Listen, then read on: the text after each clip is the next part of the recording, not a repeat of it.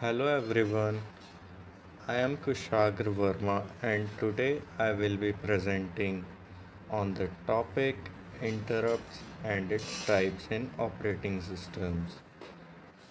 This concept is fundamental in understanding how modern operating systems manage multitasking and device communication effectively. So let's see what is an interrupt. An interrupt is a signal to the processor indicating an event that needs immediate attention. It temporarily halts the current execution of the CPU, saves its state, and executes a function called the interrupt service routine ISR to handle the event. Interrupts allow real time responses to both internal and external events. Now let's talk about why do we actually need interrupts. Without interrupts, the CPU would have to constantly check each device to see if it needs attention. This calls polling wastes a lot of CPU time. Interrupts, on the other hand, allowing the CPU to perform useful work and only responds to events when necessary. So, in short, interrupts make the CPU protective rather than reactive. So, interrupts have their own advantages, like they are there for a purpose, efficient CPU utilization. CPU does not waste time polling devices. They cause faster response, real time handling of events. Multitasking support allows background tasks to be interrupted for priority actions.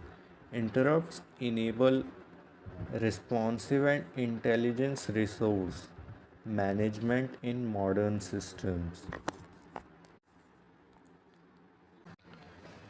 So now let's see what are the types of interrupts. Interrupts are broadly categorized into the following types. First, hardware interrupts initiated by external hardware devices. Second one, software interrupts initialized by programs for system calls. Maskable interrupts can be turned off or ignored. Non maskable interrupts cannot be ignored, usually indicate critical errors.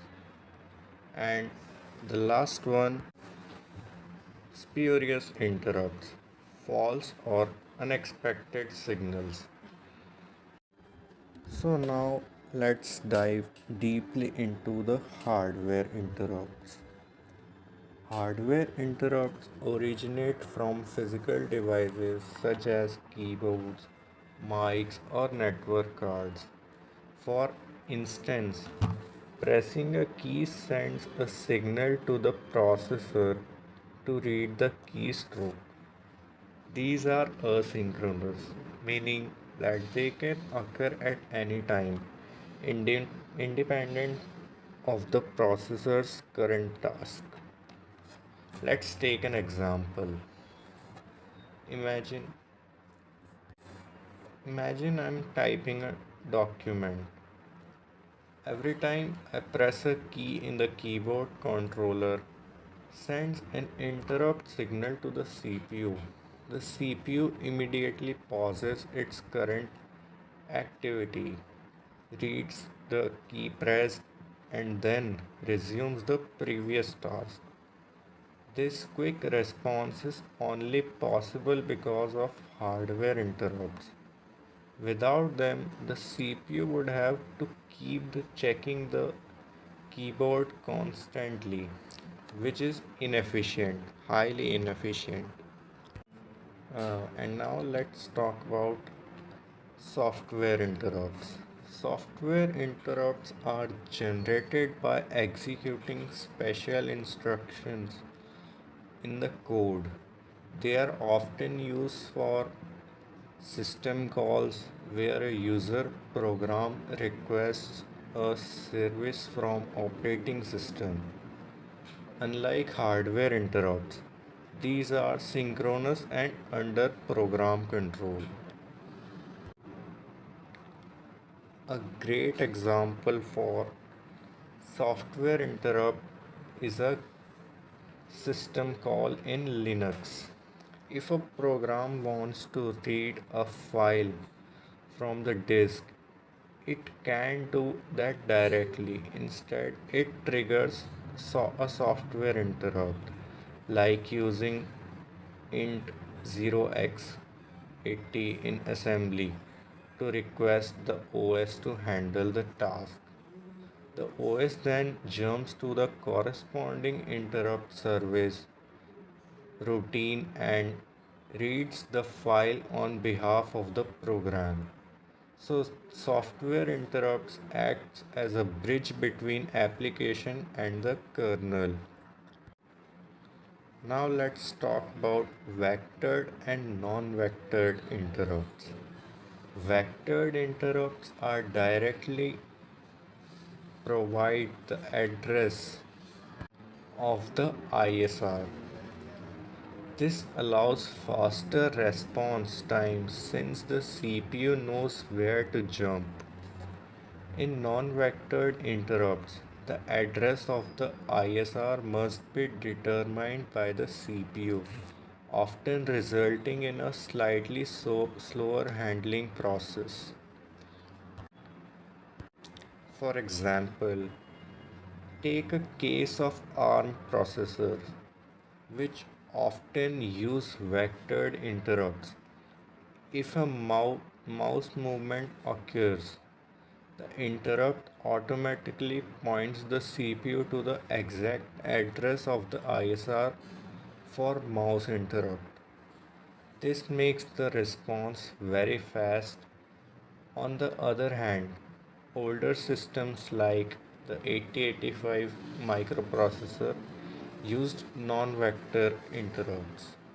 The CPU would have to perform some calculations or look up to a table to find where to jump, making it a bit slower. And now let's talk about maskable and non-maskable interrupts. Maskable interrupts can be disabled or masked by the CPU when necessary, usually during critical code execution. Non maskable interrupts, however, cannot be disabled and are reserved for high priority tasks such as hardware failures. They ensure critical errors are addressed immediately to maintain system stability. Let's take an example. Imagine a program is updating a bank transaction and needs full CPU attention. It might disable maskable interrupts to prevent interference. But suppose there's a hardware failure like a pre- like a parity error in RAM. This will trigger a non-maskable interrupt. The CPU will immediately stop everything and handle the error, possibly saving system data or shutting down safely. Non-maskable interrupts help prevent data loss and system crashes. Now let's talk about spurious interrupts. Spurious interrupts are unintended or false interrupt signals.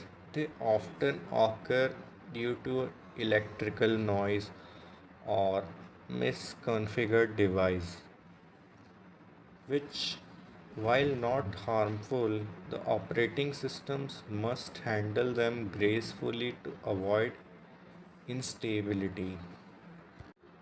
For example, suppose a network card accidentally sends a spurious interrupt due to a signal glitch.